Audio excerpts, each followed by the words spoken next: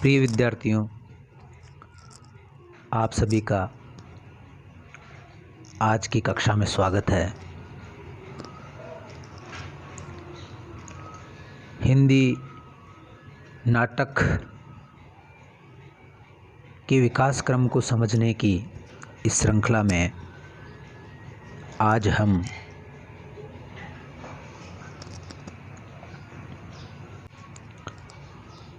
स्वतंत्रोत्तर हिंदी नाटक पर बातचीत करेंगे।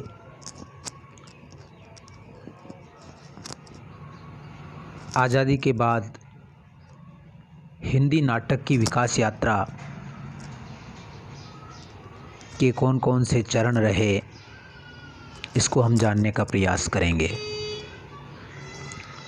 और किस प्रकार से हिंदी नाटक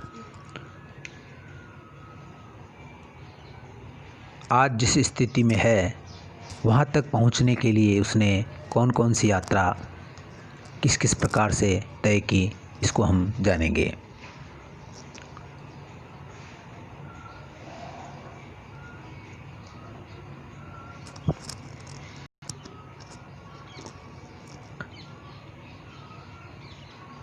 हम ये भी जानने का इसमें प्रयास करेंगे कि हिंदी नाटक और रंगमंच को समृद्ध बनाने में जो विभिन्न रंगमंच समूह थे या विभिन्न जो रंगमंच से संबंधित संगठन थे, उनका क्या क्या योगदान रहा और सरकार की तरफ से कौन कौन सी ऐसी संस्थाएं स्थापित की गई जिन्होंने हिंदी रंगमंच को अधिक व्यापक बनाने का काम किया।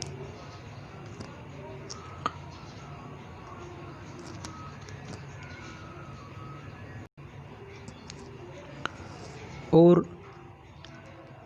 स्वतंत्रोत्तर हिंदी नाटक के प्रमुख नाटककार, रंग निर्देशक कौन कौन हुए, उसके बारे में भी हम आज के पाठ में जानने का प्रयास करेंगे।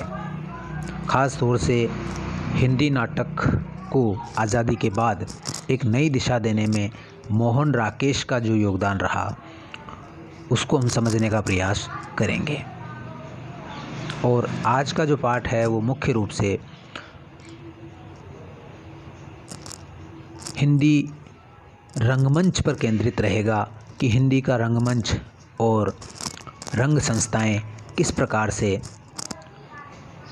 स्थापित हुई और उनका क्या योगदान रहा।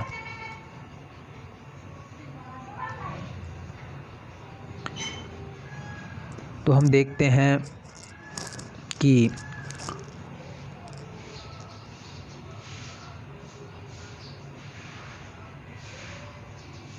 स्वतंत्रता प्राप्ति के बाद हिंदी नाटक का विकास और भी तेज गति से हुआ। स्वतंत्रता से पहले हम जानते हैं कि हिंदी नाटक के जो पितामह है वो भारतेंदु कहलाते हैं और भारतेंदु जी ने नाटक को जन्म दिया और एक नई दिशा दी। साथ ही उनके नाटक जैसे अंधेर नगरी है, उसका बहुत अधिक मंचन हुआ। उसके बाद में जो नाटक के विकास करने वाले जो नाटककार थे, उनमें प्रसाद जी का नाम आता है। प्रसाद को दिशा प्रवर्तक नाटककार के रूप में स्वीकार किया जाता है। उन्होंने हिंदी नाटक को एक नई दिशा दी, लेकिन उनके नाटकों को मंच नहीं मिला। रंगमंच की दृष्टि से उनके नाटक इतने सफल नहीं हुए और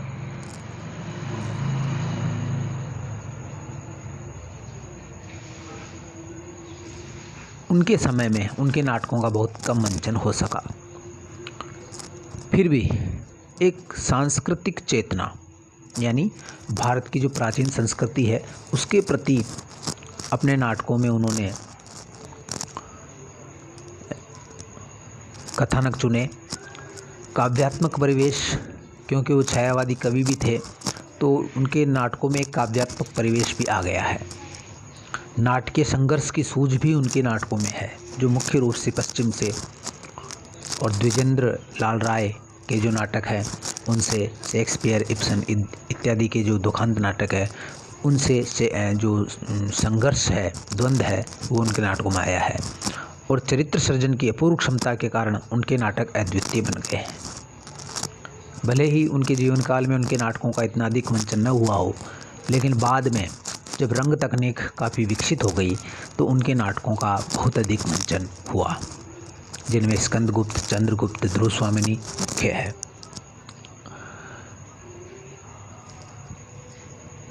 अपने पौराणिक दृष्टिकोण के कारण इतिहास के अतीत के साथ समसामयिक जीवन को आदर्श के साथ जोड़कर उन्होंने महत्वपूर्ण कार्य किया, किंतु रोमांटिक दृष्टि की खामियां भी उनके साथ लिपटी रही। उनकी दृष्टि क्योंकि कल्पना प्रधान थी, स्वच्छंद थी, रोमांटिक थी, भावुक थी, इस कारण से जो आधुनिक भावबोध है वो उनके नाटकों में दिखाई नहीं देता है। यद्यपि उनकी तुलना में लक्ष्मी नारायण मिश्र के नाटक अधिक यथार्थवादी थे, लेकिन फिर भी उनमें भी रोमानियत की भावना थी। तो रोमानियत से निकालने का जो काम सबसे पहले किया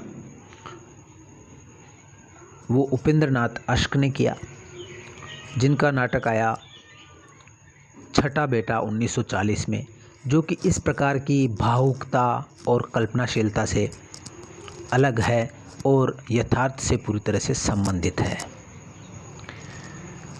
तो प्रसाद के बाद इस तरह से नाटक के कुछ प्रमुख परिवर्तन हुए। अब हम बात करें कि आज़ादी के बाद एक तो परतंत्रता से मुक्ति के कारण नई चेतना का जागरण हुआ, विदेशी सत्ता यहाँ से चली गई, देश में लोकतंत्र आया, तो एक स्वतंत्रता की चेतना सब में आई। और साथ ही हिंदी रंगमंच के क्षेत्र में भी इस युग में कई संस्थाओं का अवतरण हुआ। बहुत सारी ऐसी संस्थाएं हैं जिनका अवतरण हुआ, जिनके बारे में आज हम बात करेंगे। और राष्ट्रीय सरकार द्वारा भी संगीत नाटक अकादमी एवं राष्ट्रीय नाट्य विद्यालय की स्थापना हुई। ये मुख्य मुख्य संस्थाएं थी जिन्होंने हिंदी नाटककारों को न केवल प्रेरित किया नाटक लिखने के लिए, बल्कि एक अभिनेताओं और रंगकर्मियों की और निर्देशकों की एक नई पीढ़ी तैयार करने में इन संस्थाओं का बहुत बड़ा योगदान रहा। तो हम बात करें कि ऐसी कौन कौन सी संस्थाएं हुई जिन्होंने हिंदी रंगमंच को और नाटक को एक नई गति देने में अपना योगदान दिया। तो सबसे पहले हम बात करते हैं इप्टा की। इप्टा शब्द का पूरा अर्थ है Indian people theatre association. People's theatre यानी लोक रंगमंच। इसकी स्थापना मुंबई में 1943 में हुई थी और स्थापना के समय जो स्थापना कार्यक्रम था उसके अध्यक्ष हिरेन मुखर्जी थे। उन्होंने इसकी स्थापना के भाषण में यह आग्रह किया था कि तमाम जो रंगकर्मी है, अभिनेता है और नाटककार हैं, वो इप्टा से जुड़ कर के व्यक्ति की आज़ादी और सामाजिक न्याय की इस यज्ञ में अपनी आहुति दें या अपना योगदान दें, ऐसा उन्होंने आह्वान किया था। इप्टा ने जो नाटक लिखे उनमें मुख्य रूप से फांसीवाद का विरोध मिलता है, क्योंकि 1943 वो द्वितीय विश्व युद्ध की पृष्ठभूमि थी। तो जो जर्मनी है वहाँ पर हिटलर का शासन था, फांसीवाद का दौर था। तो इप्टा ने मुख्य रूप से फांसीवाद का विरोध किया और प्रगतिशील नाटकों के मंचन पर अधिक बल दिया, जो सामाजिक चेतना से जुड़े हुए थे और सामाजिक न्याय से जुड़े हुए नाटक थे, उनके मंचन को उन्होंने अधिक प्रोत्साहित किया। इप्टा के बारे में ये माना जाता है कि उस समय के बड़े बड़े जो कलाकार हैं और जो समाजवादी चेतना के जो जितने भी कलाकार, रंगकर्मी और सांस्कृतिक कर्मी थे वो इप्टा से जुड़े हुए थे। इप्टा नाम जो है वो बंगाल के प्रसिद्ध इप्टा नाम होमी जहांगीर भाभा ने दिया था, ऐसा कहा जाता है। साथ ही इप्टा ने लोकमंच जैसे नौटंकी है, रामलीला है, रासलीला है, स्वांग है, नकल है, ख्याल है, नाचा है, तमाशा है, इन तत्वों को अपने भीतर आत्मसात करते हुए नाटक को एक लोक स्वरूप दिया और उसकी पहुंच आम जन तक बनाई और आम जन के जो दुख दर्द हैं वो नाटकों के माध्यम से आने लगे और जो राजनीतिक स्थितियां हैं उसका अंकन भी इन नाटकों में हुआ। इसके अलावा इप्टा ने बाद के दिनों में नुक्कड़ नाटक को भी अपनाया। हिंदी साहित्य के कौन कौन से ऐसे लेखक थे जो इप्टा से जुड़े हुए थे, तो इसका उत्तर है कि एक तो रामविलास शर्मा जिन्होंने निराला की साहित्य साधना लिखी थी और जो हिंदी के बहुत बड़े आलोचक थे वो इससे जुड़े हुए थे। इसके अलावा रांघे राघव जो हिंदी के बहुत बड़े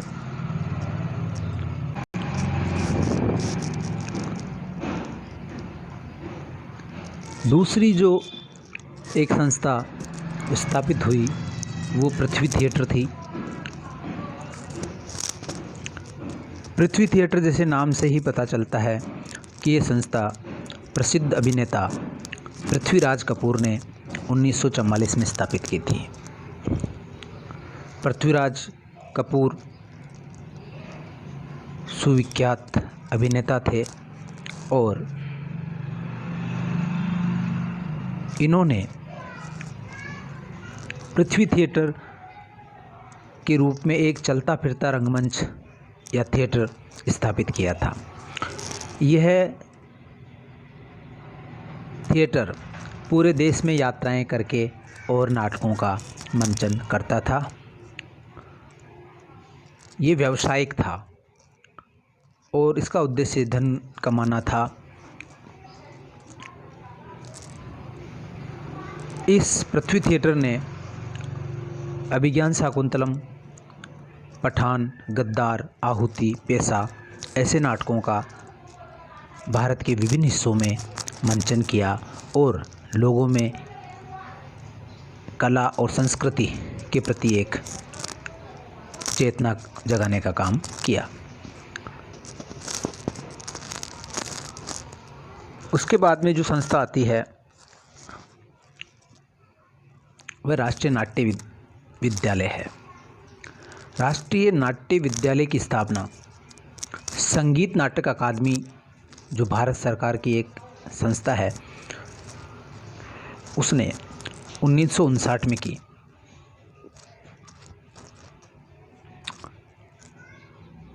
इस विद्यालय ने भारत में कई महत्वपूर्ण निर्देशकों, अभिनेताओं और रंगकर्मियों को जन्म दिया और हिंदी रंगमंच के विकास में NSD या भारतीय राष्ट्रीय नाट्य विद्यालय की स्थापना का विशेष महत्व है। आप जानते हैं कि ये विद्यालय है, हर साल इसमें 200 सीटों के लिए प्रवेश परीक्षा आयोजित होती है और इसमें जाने के बाद 3 साल तक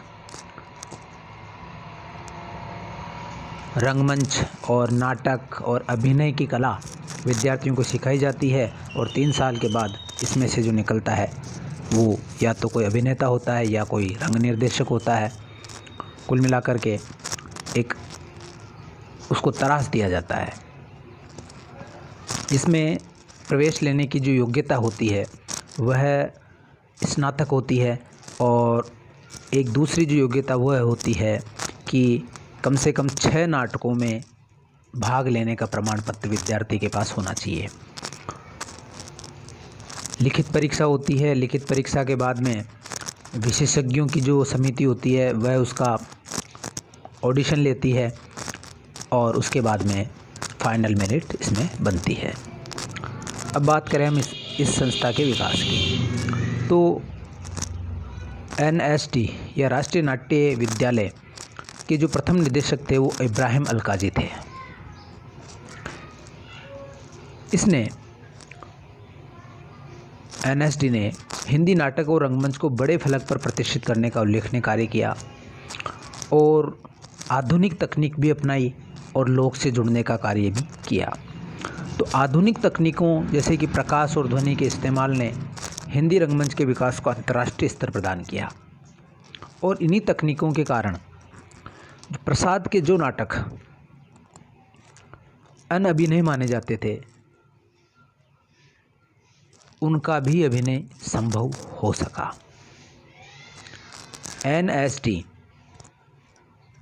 हर साल भारत रंग महोत्सव का आयोजन करता है, जिसमें से देश भर की जो रंग मंडलियां हैं वो आकर के अपनी परफॉर्मेंस देती है, अपनी कला दिखाती है और इससे एक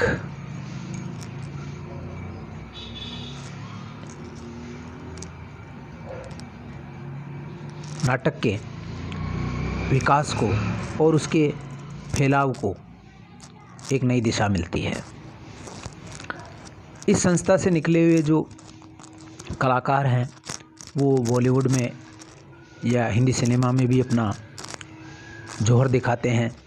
इनके कुछ विद्यार्थियों के नाम हैं, जैसे अनुपम खेर हैं, अनिल कपूर हैं, नवाजुद्दीन सिद्दीकी हैं, पीयूष मिश्रा है और अभी हाल ही में जिनका देहांत हुआ इरफान खान, जो राजस्थान में टोंक के रहने वाले थे, वो भी राष्ट्रीय नाट्य विद्यालय के ही छात्र रहे थे। इसके अलावा आशीष विद्यार्थी जो बॉलीवुड में अच्छे कलाकार हैं वो भी इसी विद्यालय से जुड़े हुए थे।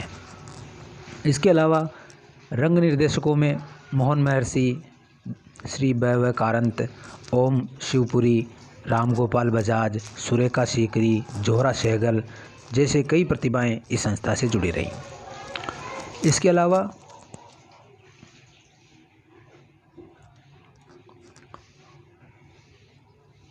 जो संस्था इस क्षेत्र में आगे बढ़ी उसका नाम है श्री राम सेंटर। ये नई दिल्ली में स्थित एक नाट्य मंडली है जिसने हिंदी रंगमंच के विकास में ऐतिहासिक भूमिका निभाई। इसके अलावा भी दूसरी कई संस्थाएं थी, जैसे अभियान है, देशांतर है। इन संस्थाओं ने भी नया थिएटर है, अनामिका है, जन नाट्य मंच है, ये भी स्थापित हुई और इन्होंने इसके अलावा एक संस्था है नया थिएटर। नया थिएटर की स्थापना हबीब तनवीर ने की। उसकी भी हिंदी रंगमंच के विकास में ऐतिहासिक भूमिका है। हबीब तनवीर ने नाटकों में लोक परंपराओं को स्थान दिया और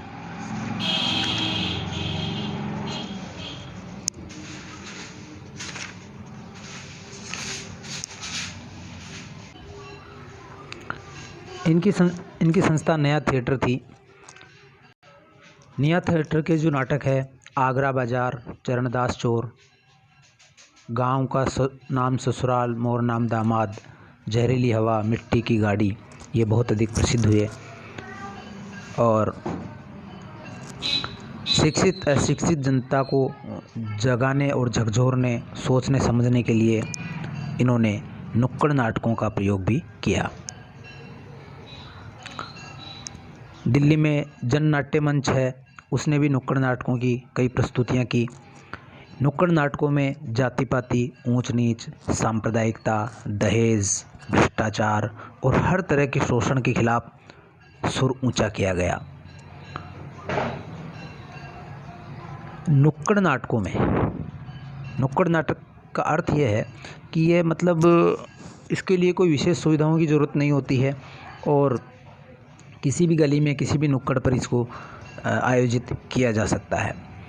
ये आम बोलचाल की भाषा में होता है और इसका जो कथानक होता है उसमें भी आम जनता की समस्याओं को शामिल किया जाता है। नुक्कड़ नाटक का जो प्रयोग है वो सबसे पहले जर्मनी में बर्तोल्ट ब्रेख्त ने किया था और उन्होंने स्ट्रीट थिएटर की अवधारणा दी थी। उसी की प्रेरणा से भारत में भी नुक्कड़ नाटक शुरू हुए।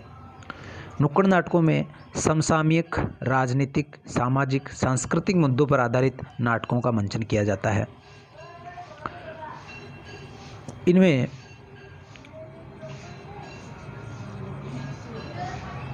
इसकी सबसे बड़ी सुविधा ये होती है नुक्कड़ नाटक की कि इसके लिए मंच की सज धज की तामझाम नहीं जुटाना पड़ता। किसी भी खुले चौराहे, पार्क, गली के भीतर इसे आयोजित किया जा सकता है।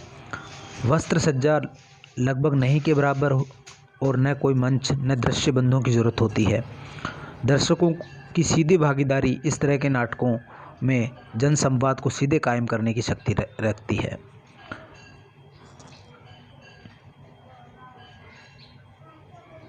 चूँकि नुक्कड़ नाटक समाज के ज्वलंत प्रश्नों पर जनता का ध्यान केंद्रित करते हैं, इसलिए इनकी प्रभाव क्षमता अधिक बलवान होती है। ऐसी स्थिति में जनता तक नए विचारों की रोशनी ले जाने का कार्य नुक्कड़ नाटक कर सकता है। नुक्कड़ नाटक को विकसित करने में जो प्रमुख रंगकर्मी हैं वो सफदर हाशमी, राधाकृष्ण सहाय, विभू कुमार आदि रहे हैं।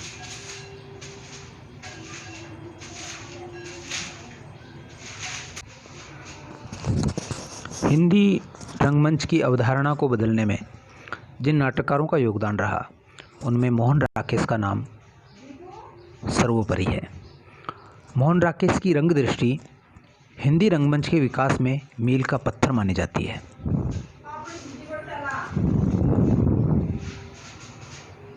मोहन राकेश ने ऐसा हिंदी रंगमंच बनाने का प्रयास किया जो मौलिक हो, साथ ही जिसमें कम से कम संसाधनों के साथ संश्लिष्ट से संश्लिष्ट प्रयोग किए जा सके, यानी गहन से गहन भावनाएं भी रंगमंच में प्रदर्शित की जा सके। उनके जो नाटक हैं जैसे आषाढ़ का एक दिन है, लहरों के राजहंस है तथा आधे अधूरे हैं, इनके बारे में हम विस्तार से चर्चा बाद में करेंगे। इन तीनों नाटकों ने हिंदी नाटक और रंगमंच को एक नया मुहावरा दिया और उसे कई संभावनाओं से भर दिया। तो आज हमने इप्टा, पृथ्वी थिएटर, राष्ट्रीय नाट्य विद्यालय, श्री राम सेंटर, ऐसे जो रंग संस्थाएं हैं उनके बारे में जानकारी ली। आज का पाठ यहीं समाप्त होता है। धन्यवाद।